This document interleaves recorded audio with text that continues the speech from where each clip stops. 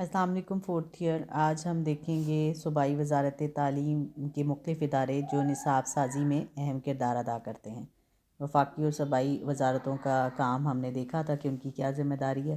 اب صوبائی وزارت تعلیم کے انڈر جو پہلا ادارہ ہے وہ صوبائی ٹیکسٹ بک بورڈ ہے۔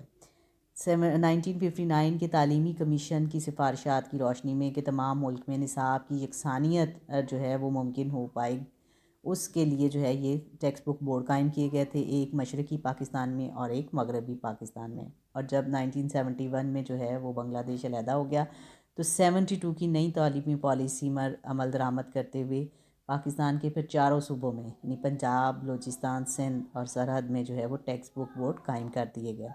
اب صوبائی ٹیکسٹ بک بورڈ کا جو سربراہ ہے وہ اس کا چیئرمین کہلاتا ہے، اور اس کی سربراہی میں پہلی سے جماعت سے لے کر اعلیٰ ثانوی یعنی آپ کے ایف اے تک کے نصاب کی درسی کتب کی تیاری صوبائی ٹیکسٹ بک بورڈ کے ذمے ہے۔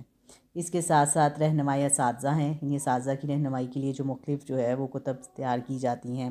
اسی طرح نصاب کے حوالے سے کوئی معلوماتی کتابچے ساتھ بکلیٹ شائع کرنی ہوتی ہے، تو یہ دونوں کام بھی جو ہے وہ صوبائی ٹیکسٹ بک بورڈ کرتا ہے۔ مقصد کیا ہے اس ادارے کا؟ معیاری کتب کی تیاری، اور پھر یہ کہ وہ کتابیں بھی جو ہے وہ سستے داموں پر فروخت کرنا، تاکہ طلباء کے لیے تعلیم حاصل کرنا جو ہے وہ ایکسیسیبل رہے۔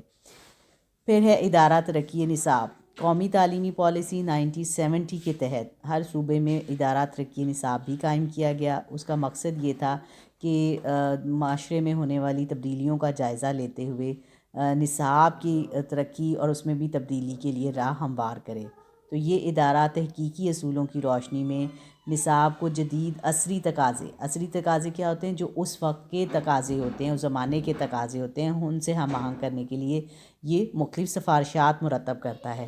تو ادارہ ترقی نصاب صوبائی سیکٹری تعلیم کی نگرانی میں اپنے کام کرتا ہے۔ اس ادارے کا سربراہ ڈائریکٹر کہلاتا ہے، اور پھر اس کی مدد کے لیے آگے ڈپٹی ڈائریکٹر ہوتے ہیں، اور ماہرین مضامین یعنی مختلف مضامین کی جو کتب لکھنی ہے اس کے حوالے سے جو ماہرین ہوتے ہیں۔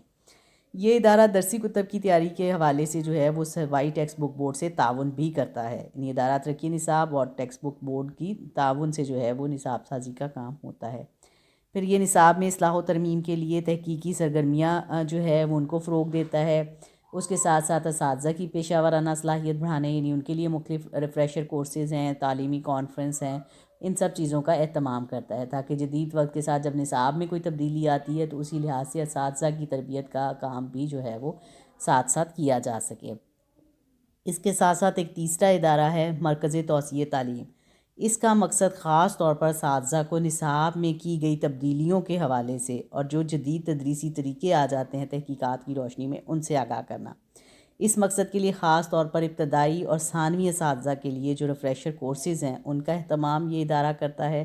اعلیٰ ثانوی جماعتوں تک مدارس کی ضرورت سے صوبائی حکومت کو بھی آگاہ کرتا ہے، اور پھر حکومت ہی کی مدد سے تعلیمی ساز و سامان بھی ان اداروں تک پہنچانا اس ادارے کی ذمہ داری ہے۔